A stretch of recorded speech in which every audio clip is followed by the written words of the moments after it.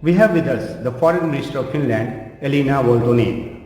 Thank you for taking some time out from your busy schedule and joining us, Honorable Minister.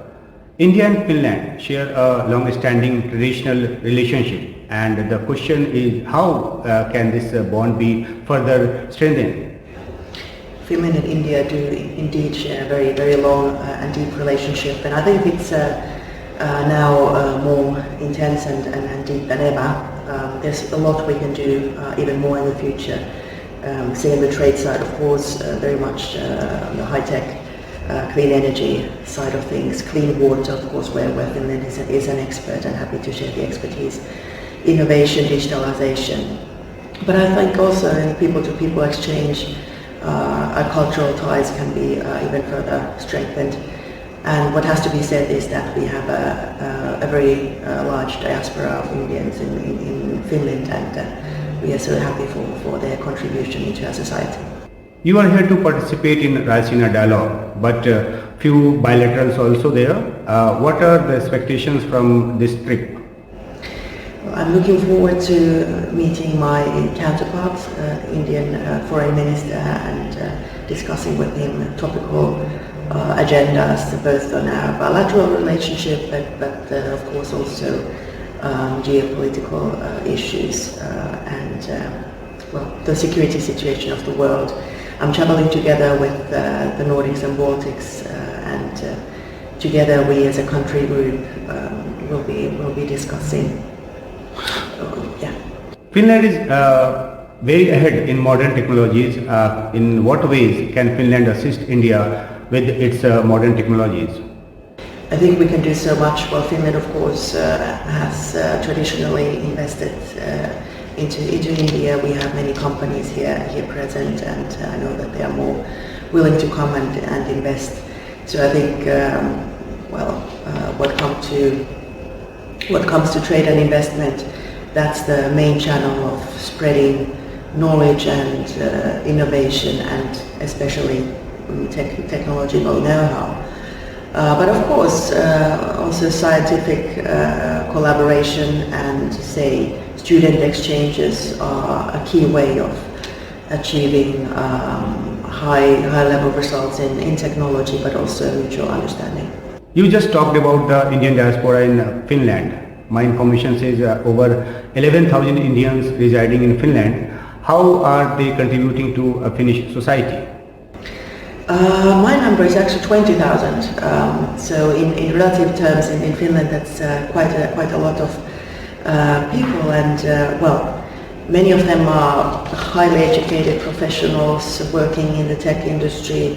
But we have so many qualified Indians working across sectors, and again, we highly appreciate their contribution into the economy, into the society. And we look forward to welcoming even more Indians to Finland to work for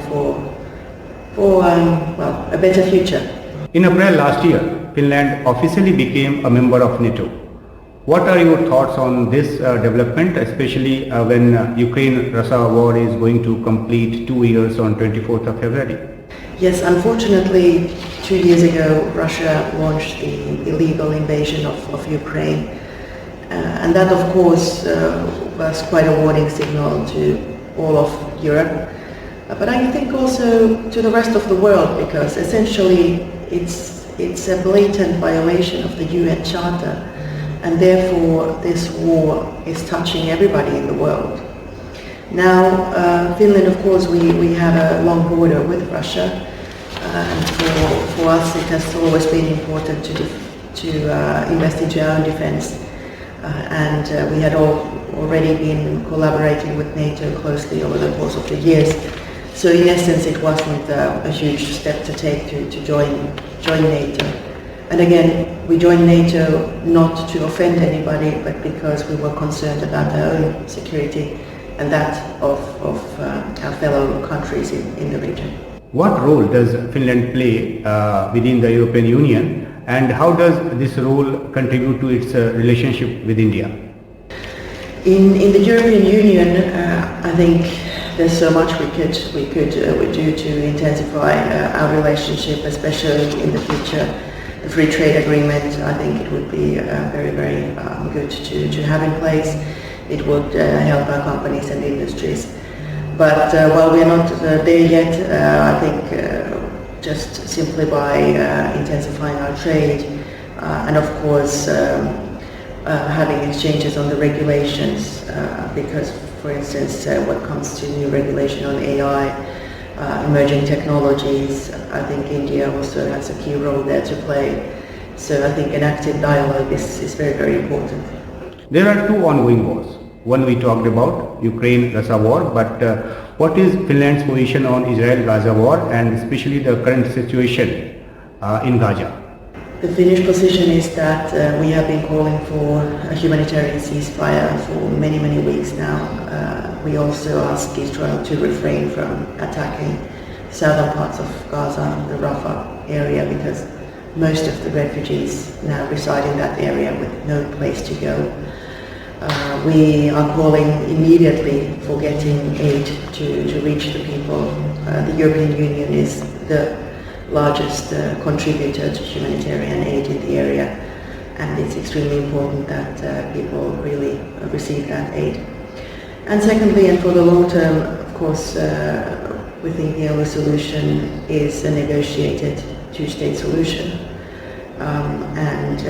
We would be very happy to facilitate those negotiations. The last visit from an Indian Prime Minister to Finland was in 2006 when PM Manmohan Singh visited. Is there any expectations of PM Modi visiting Finland in near future? We would be delighted to welcome Prime Minister Modi in Finland, and we definitely hope that it would happen. Now that you will have elections this spring, and if he is re-elected, then let's hope it happens. There are many sanctions on Russia. Western countries often criticize India buying oil from Russia. How do you see that? We would welcome India to rethink its relationship with Russia, where we understand that India has its own history, but so has every, for instance, European nation as well. The issue is that we are very worried about the increasing cooperation between Russia and China. And of course we are very worried about the fact that Russia is increasingly becoming aggressive and waging the war in Ukraine.